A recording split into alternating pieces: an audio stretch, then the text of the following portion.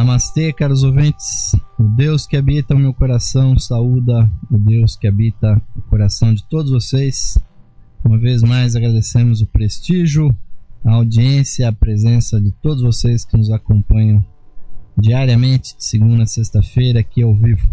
Sejam todos bem-vindos e com muita felicidade e satisfação, meus amigos, concluímos no dia de hoje o estudo do livro Os Mestres e a Senda, de Charles Webster Leadbeater. Este grande ocultista, caros ouvintes, que viveu no final do século XIX até o ano de 1934 do século XX, considerado um dos maiores ocultistas e clarividentes do século XX. Leadbeater, que foi um grande maçom, um grande ocultista, teósofo, bispo da Igreja Católica Liberal, uma pessoa que dedicou cerca de 4 décadas da sua vida para a ampliação, a divulgação e a elevação espiritual da humanidade, caros ouvintes. E foi no ano de 1925 que ele publicou esse livro, Os Mestres e a Senda, que ecoa nas mentes da humanidade até o dia de hoje, trazendo realmente muitas e valorosas informações sobre a grande fraternidade branca, os mestres de sabedoria e compaixão, os seus discípulos, iniciados, neófitos, aspirantes e finalmente toda a humanidade, caros ouvintes, que se beneficia direta ou indiretamente dos ensinamentos, das práticas, da tradição, meus amigos, de sabedoria que vem desses mestres e como eles atuam realmente no mundo.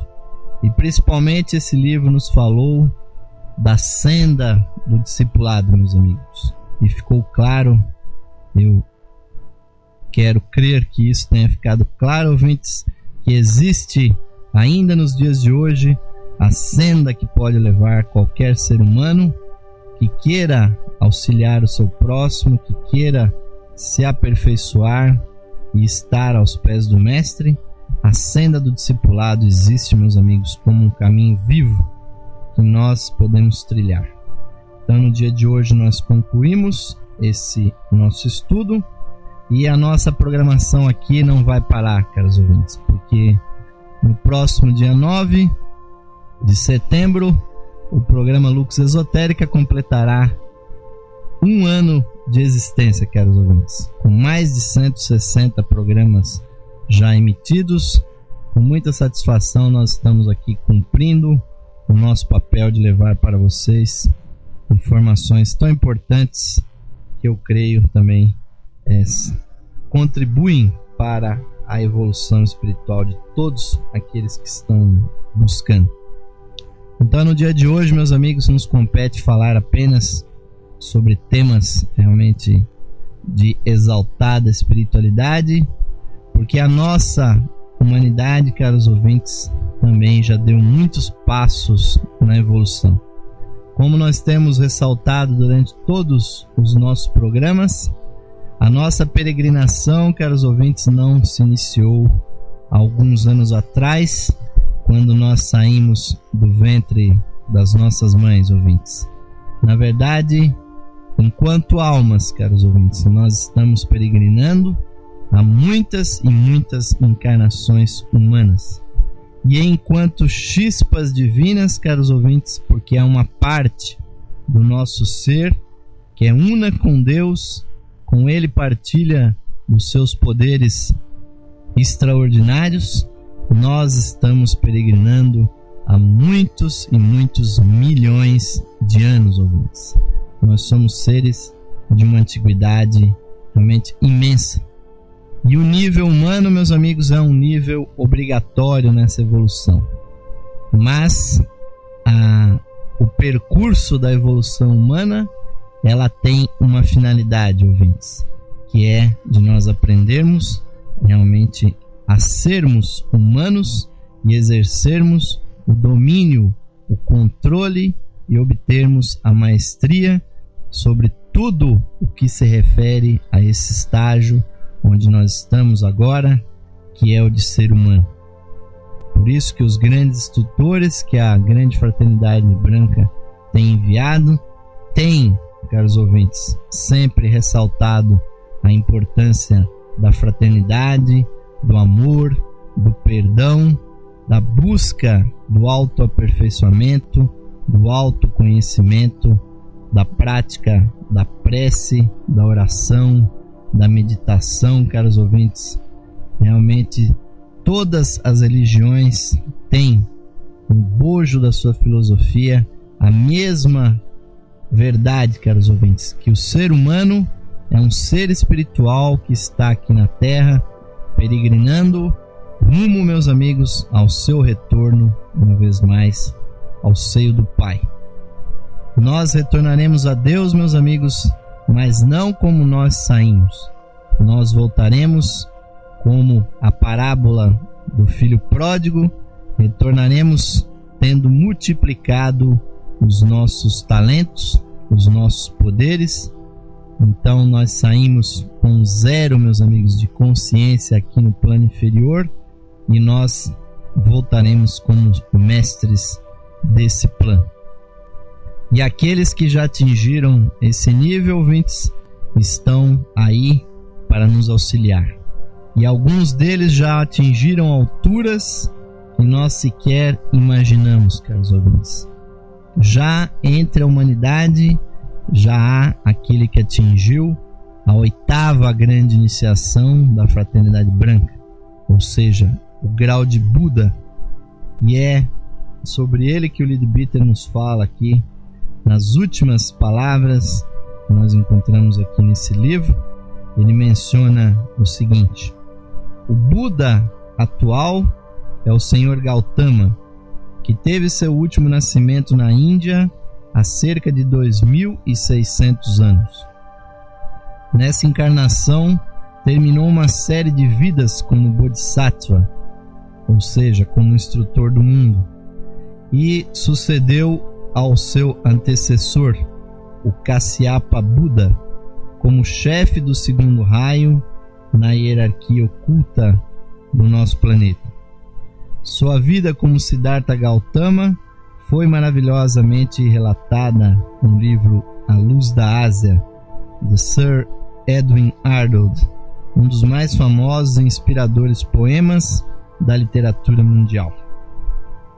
Mas temos que compreender que durante um período mundial, ou seja, enquanto esse planeta, caros ouvintes, permanecer habitado, aparecem no mundo 7 Budas, um para cada civilização ou raça raiz, os quais se encarregam da atividade especial do 2º raio no mundo inteiro, ocupando-se individualmente da parte dessa atividade que corresponde aos planos superiores, enquanto que confia seu auxiliar e representante, aquele que é o Bodhisattva, o instrutor do mundo, é esse cargo de instruir a toda a humanidade nos planos inferiores.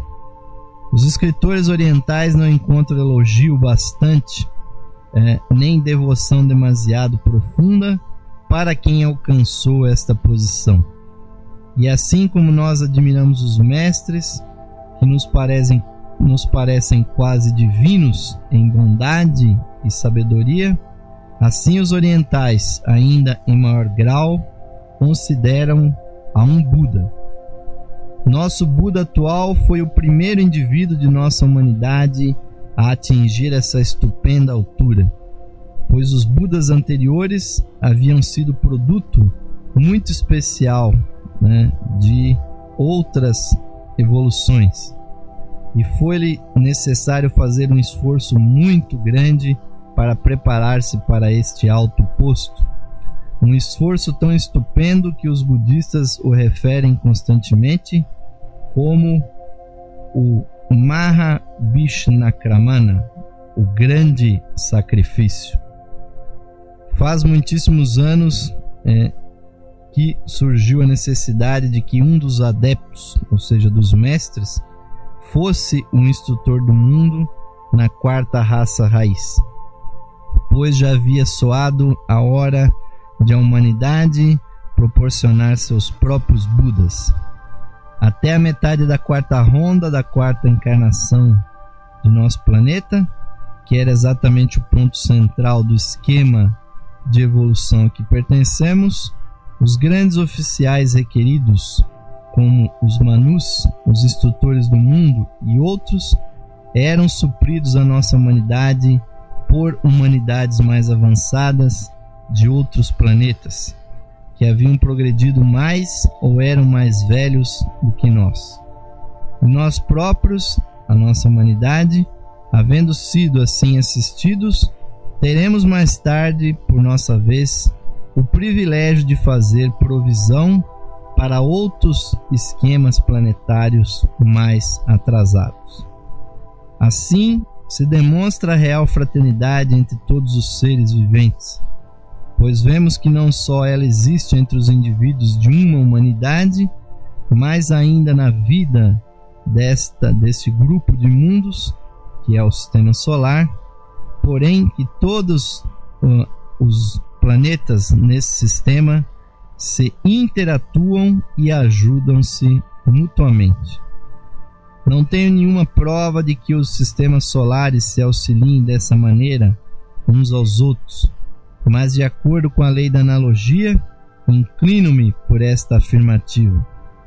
Pelo menos tenho visto entidades precedentes de outros sistemas terem vindo visitar o nosso, e me convenci de que não viajavam para recreio, senão com determinado propósito que ignoro e não me compete indagar. E na época do remoto passado a que me refiro, nossa humanidade devia começar a proporcionar ela mesma os seus instrutores. Mas disse-nos que ninguém havia alcançado ainda o nível necessário para assumir tão tremenda responsabilidade. Os primeiros frutos da humanidade terrestre naquele período foram 2 irmãos que se achavam no mesmo grau de desenvolvimento oculto. Um era aquele que chamamos hoje o Senhor Gautama, o Buda, e o outro, o nosso atual instrutor do mundo, o Senhor Maitreya, que no Ocidente é conhecido como o Cristo. Não sabemos porque não haviam reunido as requeridas qualidades, mas por seu veemente amor pela humanidade, o Senhor Gautama se ofereceu ardorosamente para realizar qualquer esforço que fosse necessário para adquiri-las. A tradição nos informa que vida após vida, ele foi praticando determinadas virtudes e em cada vida adquiriu uma qualidade indispensável. Os livros sagrados budistas se referem ao grande sacrifício de Gautama Buda, mas seus autores não compreenderam a natureza desse sacrifício, pois o creem ter sido a descida do Senhor Buda do plano nirvânico, depois de recebida a sua iluminação, para ensinar a lei. Sim, é verdade que ele desceu, mas isso não teria sido sacrifício, senão uma obra comum, conquanto não muito agradável. Seu magno sacrifício foi empregar milhares de anos em capacitar-se para ser o primeiro capaz de ajudar os homens, seus irmãos, ensinando-lhes a sabedoria da vida eterna. A obra foi realizada e muito nobremente. Algo sabemos das várias encarnações que ele teve depois disso, como Bodhisattva, ou seja, como instrutor do mundo, de sua época, mas é muito mais o que desconhecemos. Ele apareceu como Vyasa, veio também ao Antigo Egito como Hermes, o 3 vezes grande, também chamado o pai da sabedoria. Foi o primeiro dos 29 Zoroastros, os instrutores da religião do fogo da Pérsia. Ainda mais tarde andou entre os gregos como Orfeu e instruiu-os por meio da música e do canto. e finalmente teve sua última encarnação no norte da Índia, onde desceu e subiu pelo vale do Ganges durante 45 anos, pregando o Dharma, a lei, e atraindo ao seu redor todos aqueles que em anteriores encarnações haviam sido seus discípulos. De uma maneira que escapa à nossa compreensão, mas por causa de tão dilatado e intenso esforço, não teve o Senhor Buda tempo de levar à perfeição alguns pontos de sua obra. No nível a que já havia chegado, era-lhe impossível o fracasso, porém quiçá a tensão do passado tivesse sido demasiado grande, mesmo para um poder como o seu. Não podemos saber, mas o fato é que houve certos assuntos menores a que naquela época ele não pôde atender perfeitamente, e por isso a sua vida posterior não foi idêntica à de seus predecessores. Como eu já disse, é usual que um Bodhisattva, quando viveu sua vida final, se tornou um Buda, ou quando entrou em sua glória, levando consigo a sua colheita, como dizem as escrituras cristãs, ele transmitia sua obra externa inteiramente ao seu sucessor e se dedique aos trabalhos pela humanidade nos planos superiores. Quaisquer que sejam as múltiplas atividades de um Dhyani Buda, eles não obrigam a um novo nascimento na Terra, mas por causa das circunstâncias peculiares envolvendo a vida do Sr. Gautama, duas diferenças se fizeram, dois atos suplementares se realizaram. Realmente, caros ouvintes, ouvindo essas palavras, elas só podem realmente nos encantar e nos incentivar, porque diante de nós, aqueles que mais cedo ou mais tarde entraremos todos na senda do discipulado, provavelmente em épocas vindouras, onde isso seja mais fácil, onde os mestres estejam mais disponíveis, mas todos nós teremos que seguir essa senda de perfeição. Nós devemos realmente nos mirar nesse maravilhoso trabalho que fez aquele que é conhecido como atualmente o Senhor Buda. Buda, caros ouvintes, é um cargo dentro da fraternidade branca. Ele é sempre o Buda do atual período mundial, é aquele que preside o segundo grande raio, o raio da instrução, o raio do amor, sabedoria, e está, obviamente, à testa de toda a influência que vem por esse canal. E também sabendo, caros ouvintes, que o nosso logo solar, o Deus, a grande divindade solar que preside o nosso sistema, é uma chispa divina, meus amigos, que tem a característica do segundo raio. O nosso sistema solar pertence, ouvintes, a essa característica do amor, sabedoria. Por isso, tantas religiões têm essa influência. Mas, como pertencente à nossa humanidade, o Senhor Buda fez esse esforço descomunal. Como Leadbeater disse, é considerado grande sacrifício, porque Blavatsky nos informa na doutrina secreta que o normal é que o indivíduo se desenvolva até a consumação da sua evolução humana em 777 encarnações humanas.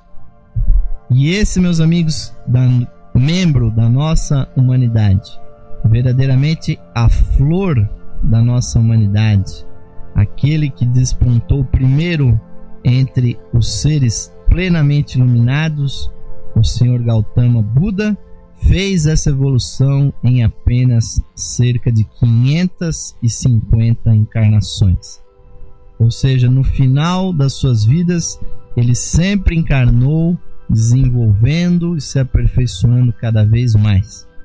Mas talvez, como disse o Leadbeater, esse esforço tenha sido tão grande que mesmo após ele ter, né, atingido esse grau de Buda, meus amigos, ele ainda teve que se reencarnar mais 2 vezes para continuar instruindo.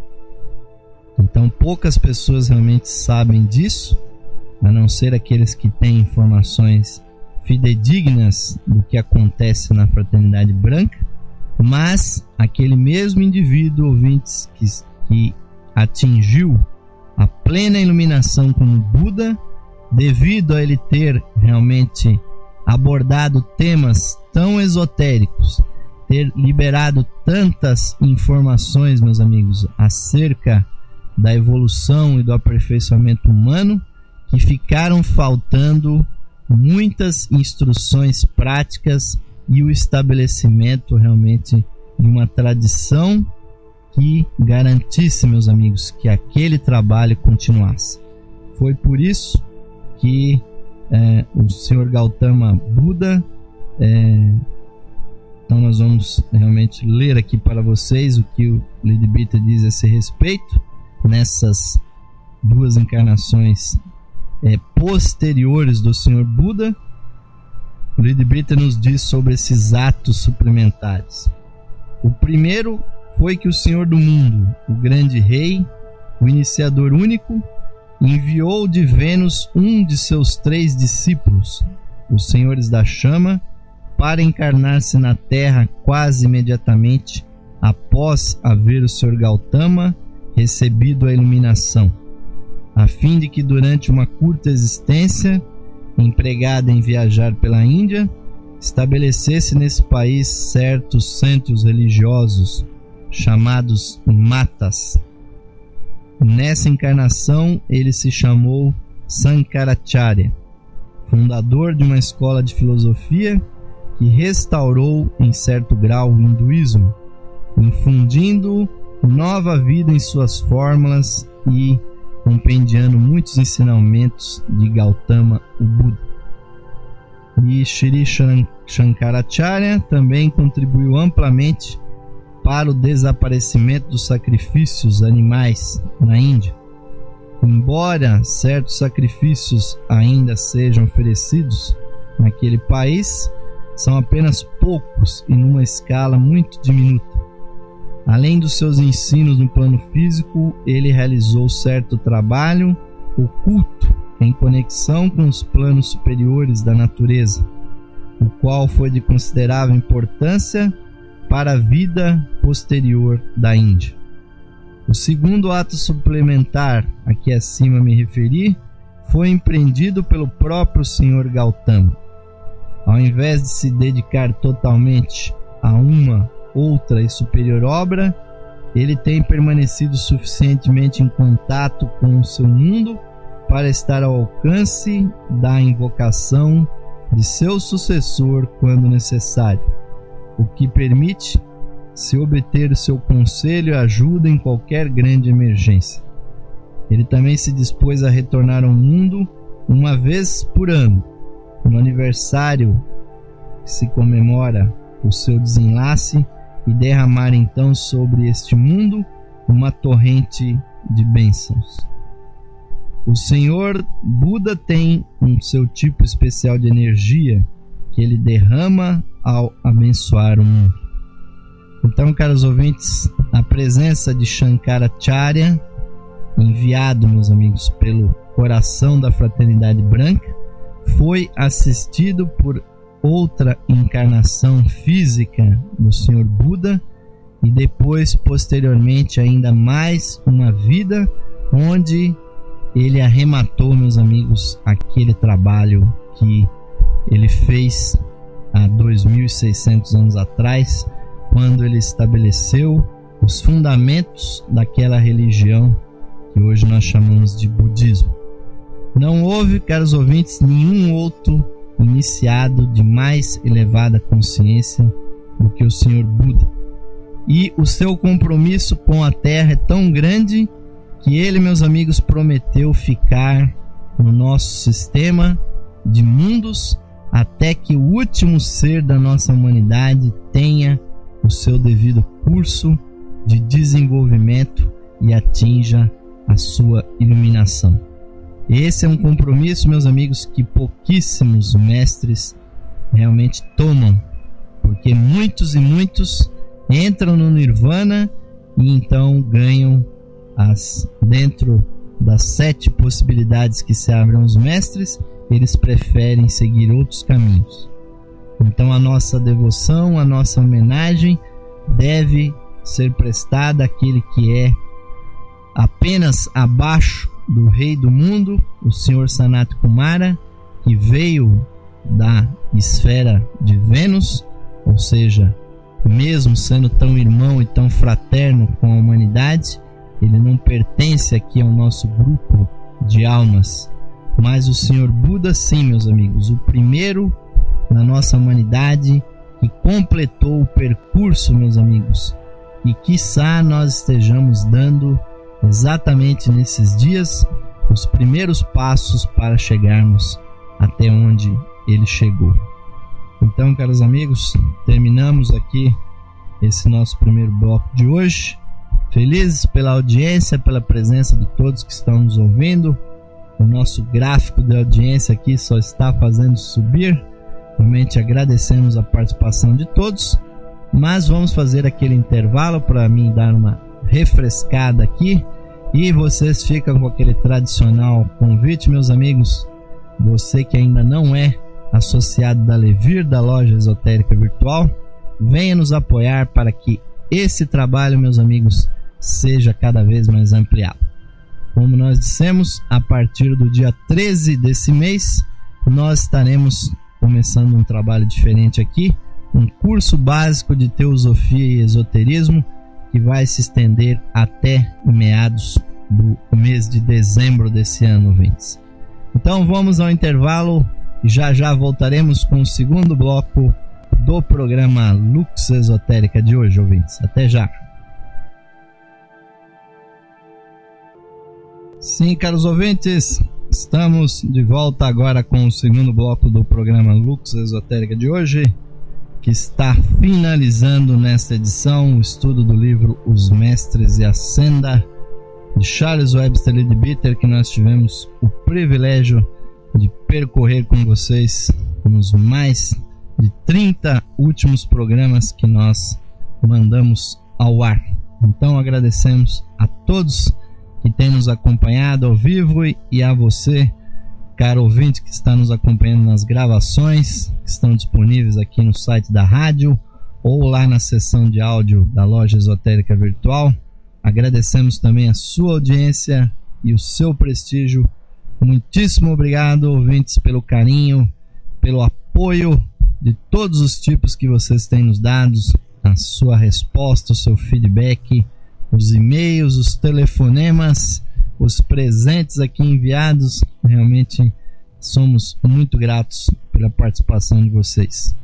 E é nosso privilégio estarmos falando de tão elevados assuntos, meus amigos, fazendo com que vocês se relembrem de assuntos, meus amigos, que realmente nos incentivam no nosso caminho da espiritualidade. Quando, por exemplo, quando o Leadbeater aqui menciona os predecessores do Senhor Buda, porque muitos Budas já existiram no nosso sistema planetário, meus amigos, antes do Senhor Gautama Buda. Então o Leadbeater nos diz aqui: o interessante vislumbre dos predecessores do Buda se encontra, por estranho que isso pareça, meus amigos, nas escrituras cristãs.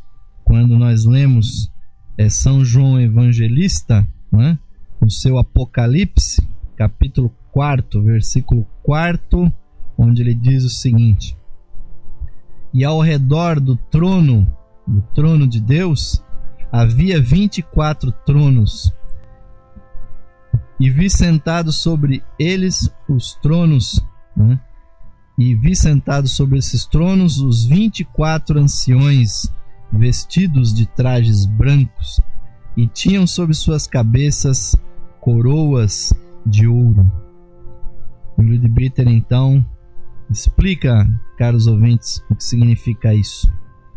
Quem tenha o privilégio de observar este quadro espetacular, e com o tempo todo homem o terá, interpreta-o do ponto de vista de suas crenças pessoais. Assim São João viu o que esperava ver, isto é, os 24 anciões da tradição hebraica. O número de 24 assinala a data em que pela primeira vez se teve esta visão, ou melhor, a data em que dela se formulou esta ideia judaica. Mas se agora pudéssemos alçar-nos em espírito e contemplar a inefável e gloriosa cena, veríamos não 24 anciães, mas sim 25, pois houve agora o acréscimo do Senhor Buda, que atingiu esse estado depois que esta visão foi cristalizada no esquema judaico do pensamento superior. Pois tais anciães são os insignes instrutores dos mundos durante esta nossa ronda, esse período evolutivo. Há 7 Budas em cada um dos planetas da cadeia planetária, ou seja, 21 nos 3 globos pelos quais já passamos, e depois veio o Sr. Gautama como o 4º dos Budas deste mundo terrestre. Portanto, 24 foram os anciões dos tempos passados, mas seriam 25 se os pudéssemos ver agora.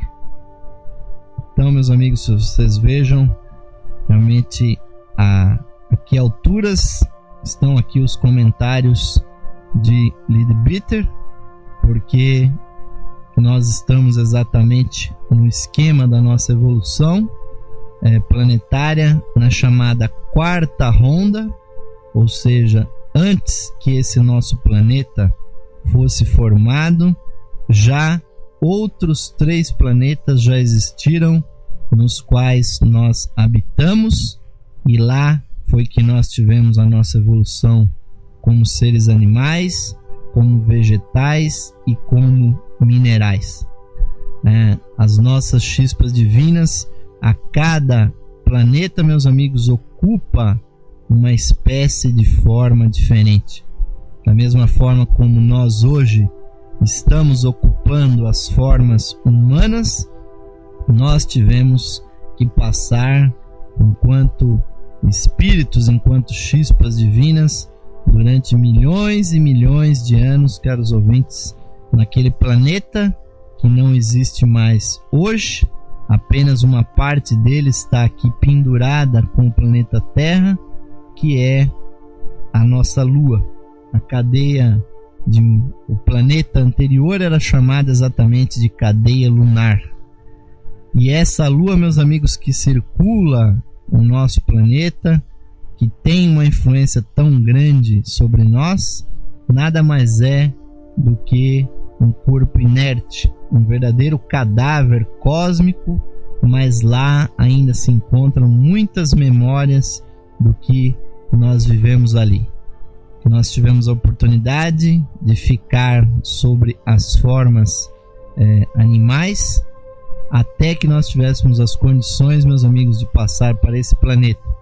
O planeta Terra foi constituído com cerca de 2/3 da matéria do planeta anterior, que se chocou violentamente com um asteroide, e desse choque então resultou o planeta Terra. E aliás, foi exatamente esse choque, meus amigos, que fez com que a Lua ficasse com um giro tão lento que ela está sempre com o mesmo lado voltado para a Terra, o que é uma coisa realmente muito estranha, né? Uma Lua que tem um giro tão lento assim. Esse giro que a Lua tem hoje é ainda o próprio resquício daquele grande golpe que a Lua recebeu, e onde foram desmembrados 2/3 daquela substância que foi lançada para o espaço. Obviamente que toda a vida da Lua se extinguiu, a vida física, ficou apenas no plano espiritual. Mas todas as chispas divinas e todas as almas foram então transladadas para a Terra, e a evolução aqui continuou, né, meus amigos? Mas há outros dignatários que são aqui mencionados, ouvintes, aqui no final desse nosso estudo. Não poderíamos deixar de mencionar o encontro anual da Grande Fraternidade Branca, que nós já fizemos um programa aqui sobre ele, que foi exatamente no dia em que a Fraternidade Branca se reúne, conhecido como o Festival de Vesak, na lua cheia do mês de maio. Vocês que quiserem mais informações sobre isso, procurem aqui no menu da rádio, na opção Lux Esotérica, o programa que tratou sobre o Festival de Vesak. Mas os mestres e a cena também nos falam, caros ouvintes, de outro ser que é muito importante para todos nós, que é o Senhor Maitreya, o Cristo, o atual instrutor do mundo, meus amigos, e instrutor não só dos homens, mas também instrutor do reino angélico. E aliás, nós temos que convir que existem mais anjos habitando esse planeta, meus amigos, do que seres humanos. Os hindus têm até uma conta exagerada que eles têm lá, que eles dizem que para cada ser humano existem 300 milhões de anjos. E isso obviamente é um exagero. Provavelmente eles estão incluindo nessa conta todos os elementais e todos os espíritos da natureza. Mas com certeza, caros ouvintes, para cada ser humano físico aqui desse planeta existem realmente milhares de anjos. E o Senhor Maitreya, meus amigos, aquele que nós chamamos o Cristo, aquele que se associou ao corpo do Mestre Jesus para dar a maravilhosa mensagem que nós chamamos hoje de cristianismo, ele é, meus amigos, o instrutor dos homens e dos anjos, e tem atuado desde que o Senhor Gautama deixou o cargo de instrutor do mundo e passou a ocupar o cargo de Buda. Mas o Lidbita nos diz aqui sobre o Senhor Maitreya.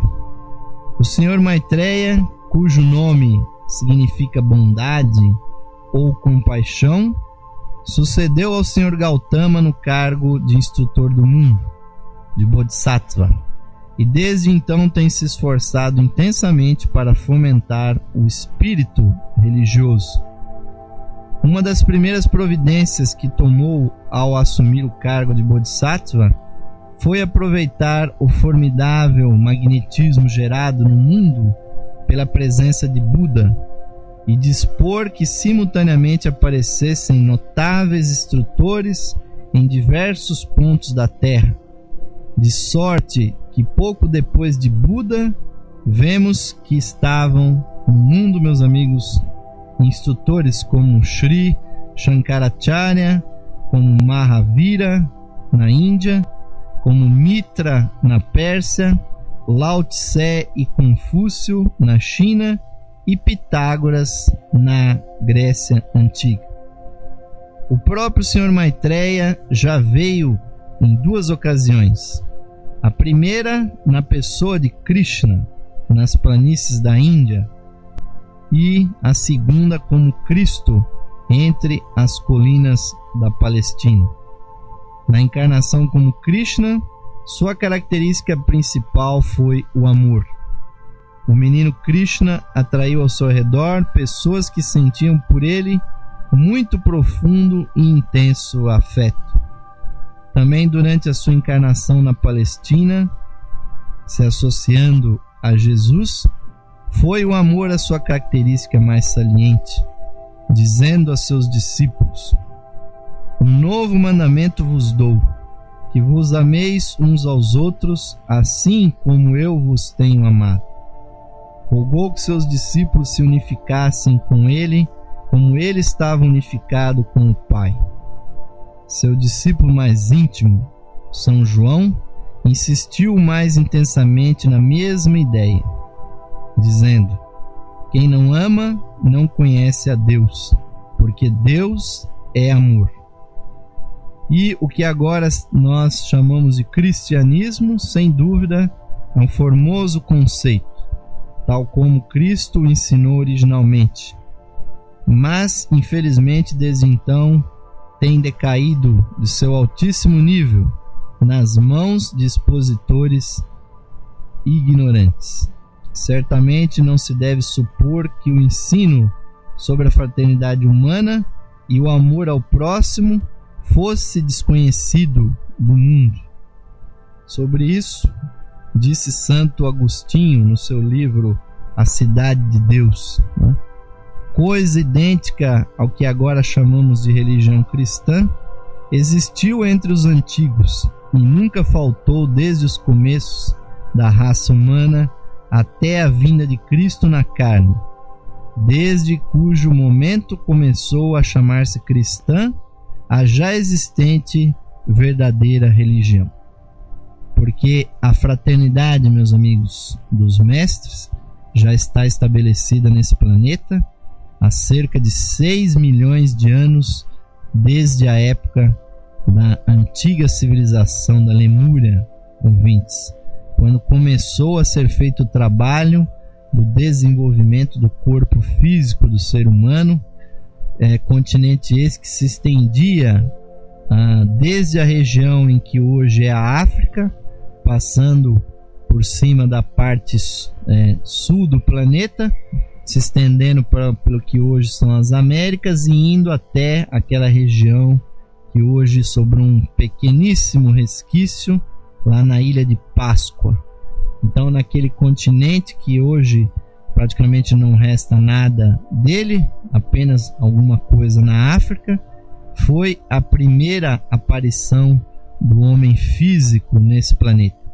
E desde aquela época está estabelecida a fraternidade branca no planeta, amigos. Então, a verdadeira religião, a religião do amor, da fraternidade, da sabedoria, sempre esteve vigente. Não foi com o Cristo que isso começou, meus amigos, mas é óbvio que a presença do Cristo e Jesus, os dois juntos, meus amigos, mestre e discípulo, deram uma mensagem cujo poder, meus amigos, ressoa com intensidade desde aquela época, e sua mensagem, mesmo que decaída, continua se propagando.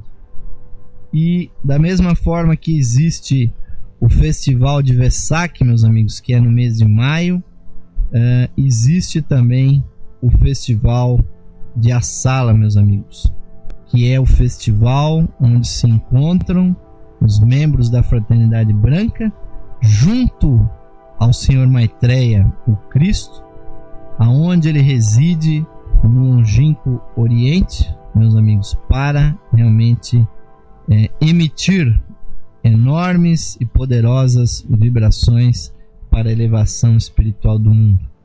A lua cheia de Assala é exatamente a lua cheia do mês de julho. Então, desde o mês de março até o mês de julho, todas essas luas cheias são os momentos críticos das vibrações mais intensas do ponto de vista espiritual no planeta, ouvintes. Então nós temos que estar atento a isso, não só ao festival de Vesak, que é na lua cheia de maio, mas principalmente o festival de Assala também. E todo esse período, caros ouvintes, é muito, muito importante, e nós temos realmente que estar todos, meus amigos, preocupados em nos elevar espiritualmente e começar, meus amigos, a caminhar. Nós estivemos nos últimos programas falando de tantos temas, meus amigos, de tantas virtudes que o iniciado tem que desenvolver, porque nós sabemos, meus amigos, que nós, ao dirigirmos essas palavras para vocês, não estamos nos comunicando apenas com os vossos corpos, com os vossos cérebros. Nós temos certeza que essa mensagem toca a fundo no eu imortal que existe em cada um de vocês ouvintes. A nossa alma que resiste, meus amigos, à morte do corpo. É a ela, meus amigos, que nós comunicamos toda essa mensagem, como o Leadbeater bem colocou, e eu fiz questão de ressaltar, caros ouvintes, o que ele mencionou aqui quando nós passamos no texto. Quem recebe verdadeiramente as iniciações da fraternidade branca é a nossa alma, ouvintes. Os mestres se importam principalmente com o que nós somos enquanto seres imortais. Por isso, caros ouvintes, vocês não devem ter medo de trabalhar nesse sentido. Vocês não devem ter vergonha, meus amigos, de terem sido ignorantes até esses dias sobre esses temas, porque a sabedoria, meus amigos, e essa caminhada começa aonde nós estivermos. E o último passo, meus amigos, como o Senhor Buda deu, se transformando em um Buda, ele tem o mesmo tamanho, meus amigos, do primeiro passo que nós temos e podemos dar hoje.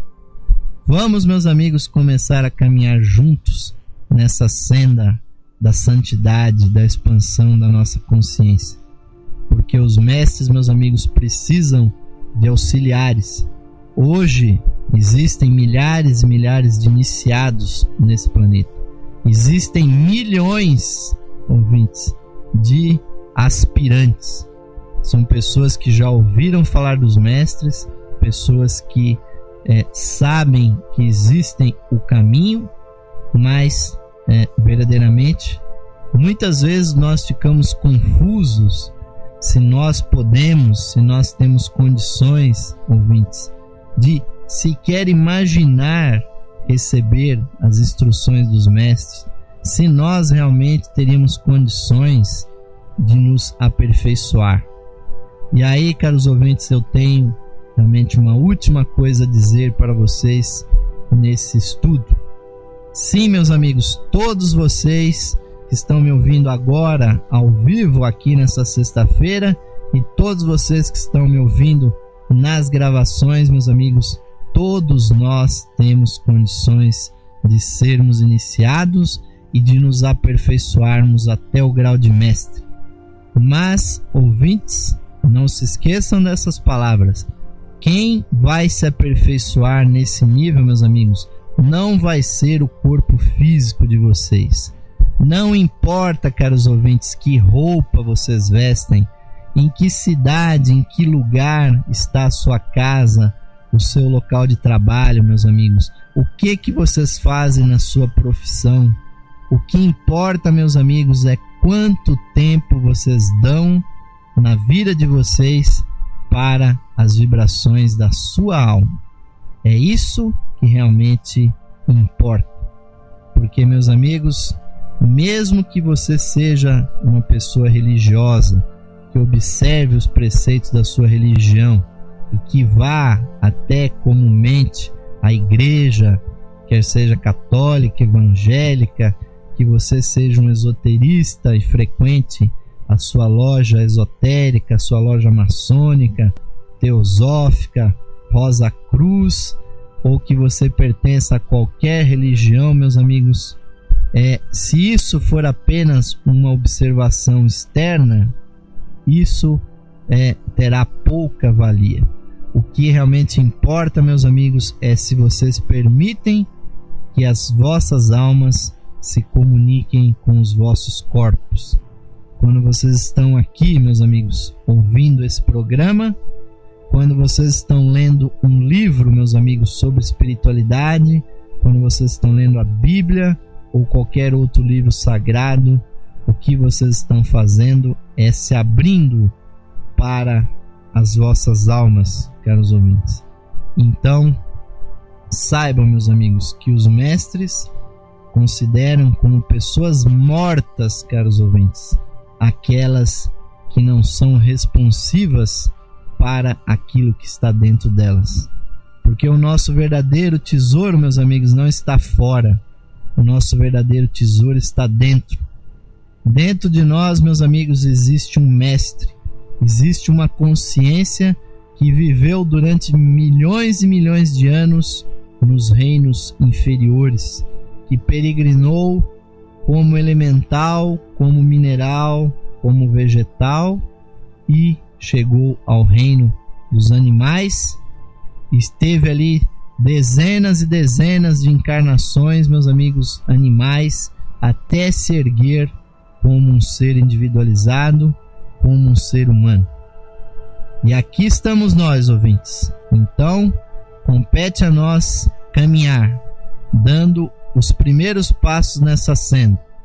E, obviamente, meus amigos, o nosso futuro espiritual é de uma grandeza, de uma magnificência que nós sequer podemos imaginar. Aquilo que os mestres sabem hoje, a sua sabedoria, o seu poder, principalmente de ajudar os outros, de abençoar a humanidade, um dia também será nosso. Então, eu encerro aqui esse estudo, meus amigos, citando as últimas palavras do livro de Charles Webster Leadbeater, que diz o seguinte: a meta para todos. Por tão acima de nós que esteja o esplendor dessas alturas prodigiosas, devemos tentar, no entanto, alçar nossos pensamentos até elas e esforçar-nos para compreendê-las, por pouco que seja. Elas marcam a meta para a qual cada um de nós deve tender. Quanto mais clara for nossa visão dessa meta, tanto mais rápido e mais firme será o nosso progresso para ela, embora jamais possamos esperar realizar o antigo ideal nisto e voar como uma flecha para o alvo. No curso deste grande progresso, todo homem, toda mulher atingirá algum dia a plena consciência do mais elevado de nossos planos, o plano divino, e estará consciente simultaneamente em todos os níveis deste plano cósmico, de sorte que, tendo em si mesmo o poder do mais elevado, ele será capaz de compreender e funcionar nos mais ínfimos e de ajudar onde a ajuda for necessária.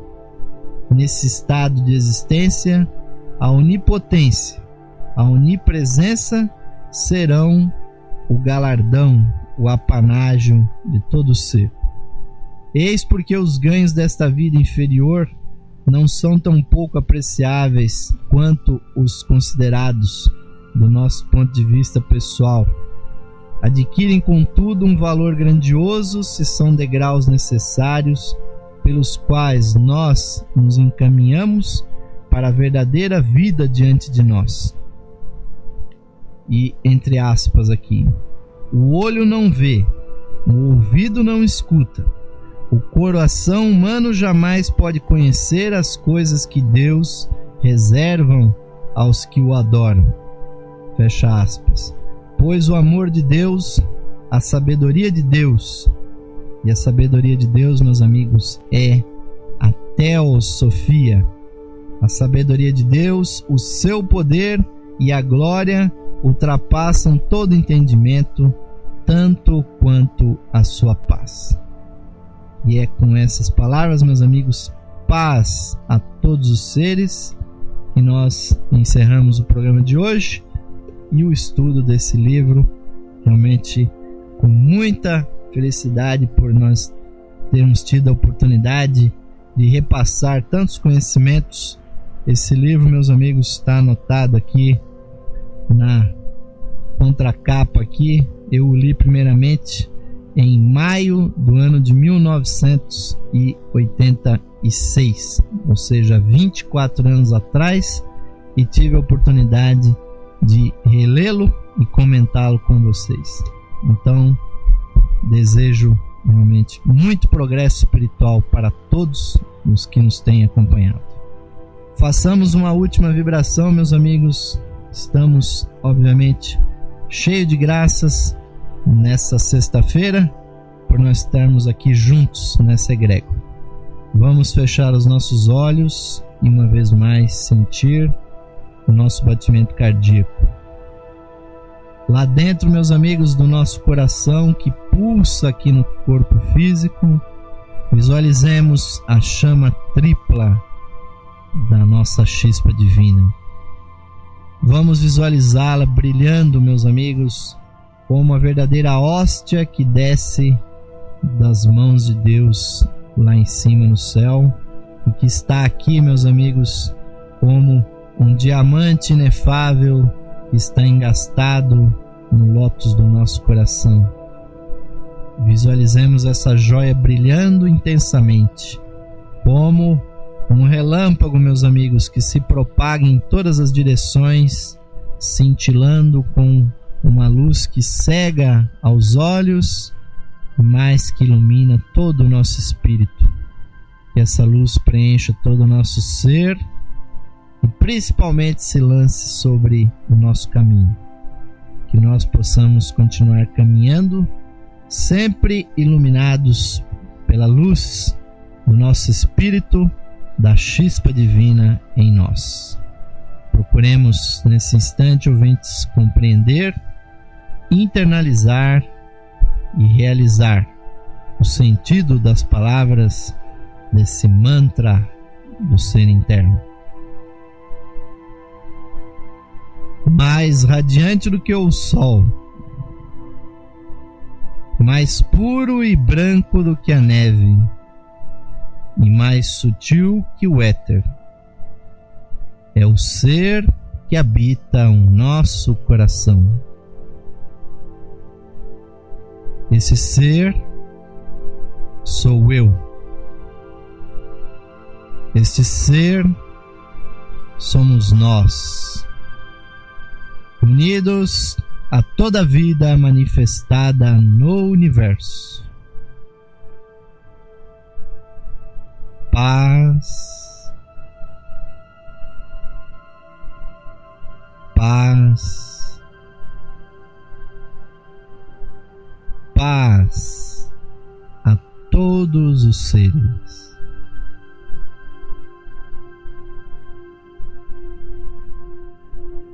Amém, queridos e queridas amigos e amigas ouvintes. Que assim seja.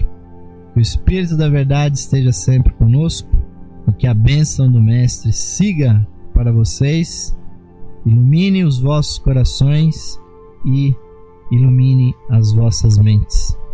Que nós, caros ouvintes, possamos trilhar esse caminho, a senda, meus amigos, que leva até os mestres. Que a sabedoria divina, de alguma forma, esteja nas nossas vidas, no dia a dia. E o nosso humilde programa, com certeza, estará aqui com vocês, enquanto nós tivermos saúde, tivermos a oportunidade, meus amigos, de estarmos aqui, a serviço da única causa a que todos os mestres, todos os iniciados, todos os verdadeiros espiritualistas servem. A causa única do progresso da humanidade. É a isso, meus amigos, que nós estamos servindo. Nos despedimos agora porque o tempo urge. Com muita satisfação, com muita alegria, desejamos a todos um ótimo final de noite, um bom descanso. Que todos vocês, ouvintes, tenham um maravilhoso feriado prolongado que vai acontecer nos próximos dias. Que seja uma oportunidade de reflexão, de meditação, de estudos, de prática da fraternidade com seus familiares. E a nossa pequena rádio continuará aqui a serviço de vocês, trazendo durante todo o dia sempre muito boa música e aqui à noite sempre procurando trazer sabedoria para as vossas almas ouvintes. Então nos despedimos enviando a todos um forte, meus amigos, caloroso e fraterno abraço. Até a próxima edição do programa Lux Esotérica.